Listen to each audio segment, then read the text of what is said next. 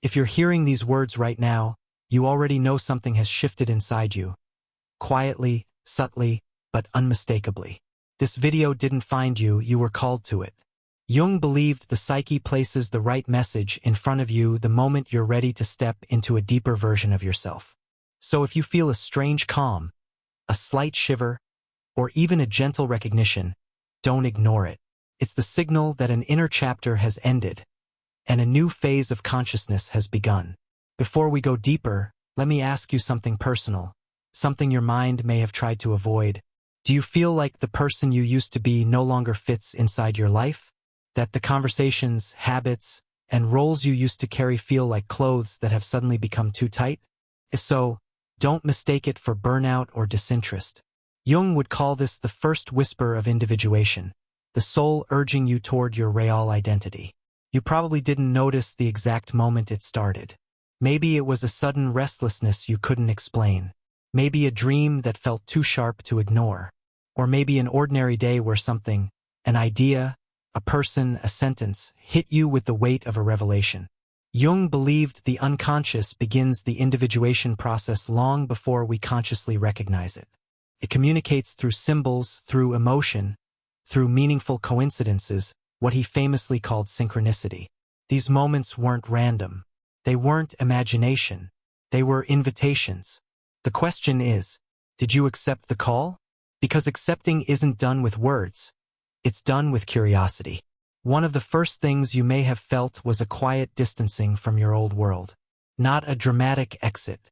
A slow, almost invisible pulling back from conversations that used to energize you. Friendships that once made sense. Roles you used to play without thinking. Ambitions that no longer feel like yours. This can feel like something is wrong. But in Jungian psychology, it is the most natural sign of psychological maturation. You're not withdrawing because you're lost, you're withdrawing because the old version of you has completed its task. Jung said the psyche must empty the space before something authentic can be born. So if you felt unexplained loneliness, discomfort in familiar spaces, a fading interest in other people's expectations, you weren't breaking down, you were breaking open.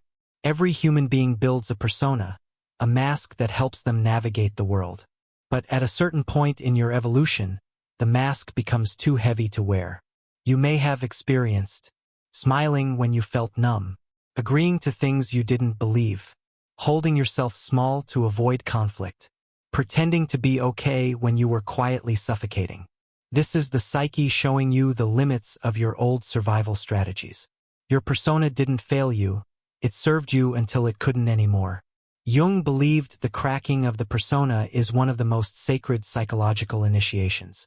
It's the moment the unconscious says, you cannot live as a character in your own life anymore. This transition is painful because it removes everything that once gave you social belonging. But what emerges after is something infinitely stronger. Who you actually are. The next stage is one most people avoid for their entire lives. The shadow is not your darkness. It is the part of you you were never allowed to express.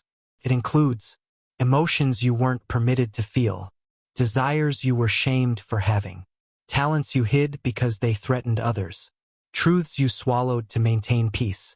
When the shadow rises, it doesn't come gently. It shows up as moodiness, sudden anger, unexpected grief, or an overwhelming urge to change your life overnight. Most people run at this point, but not you. You sat with the discomfort. You watched the parts of yourself you had abandoned. And instead of judging them, you started to listen. That is the beginning of integration. Jung believed that meeting the shadow without collapsing into guilt or fear is one of the rarest forms of courage. And you have already shown it. Something remarkable happens when the conscious mind stops fighting the unconscious.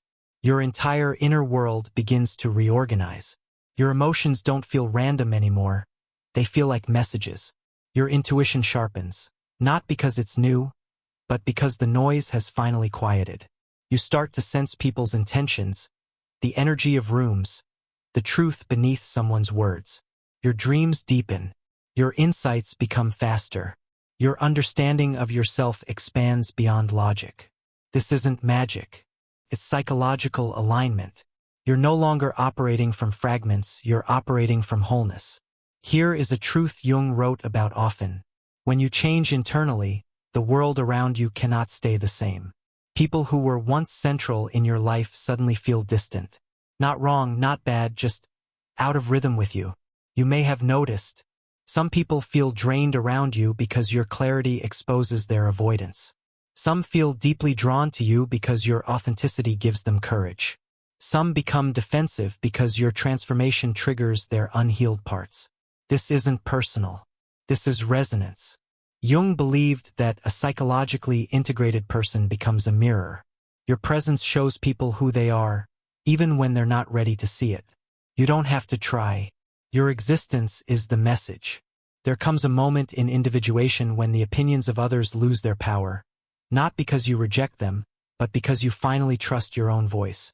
You stop asking, "Is this acceptable?" and start asking, "Is this true for me?" Your decisions slow down. Your reactions soften. Your intuition leads before your fear does. You no longer need constant reassurance. The approval you spent years chasing begins to feel strangely irrelevant. This isn't arrogance. This is alignment with your inner authority, what Jung referred to as the self. When the self becomes the guiding force, life begins to unfold with a sense of timing you cannot explain but cannot deny. After awakening, a subtle danger appears, the temptation to shrink back into the familiar. Your ego whispers, "Maybe nothing really changed. Maybe I imagined that growth. Maybe I should go back to who I used to be." This is the final test. Because once you've tasted authenticity, going back feels like a spiritual suffocation. Jung warned that the ego tries to reclaim control by convincing you that your evolution is an illusion. But you know better. Your body knows. Your dreams know. Your silence knows. You begin to live differently. You listen more deeply. You speak with precision. You don't chase, you attract. You don't force, you align.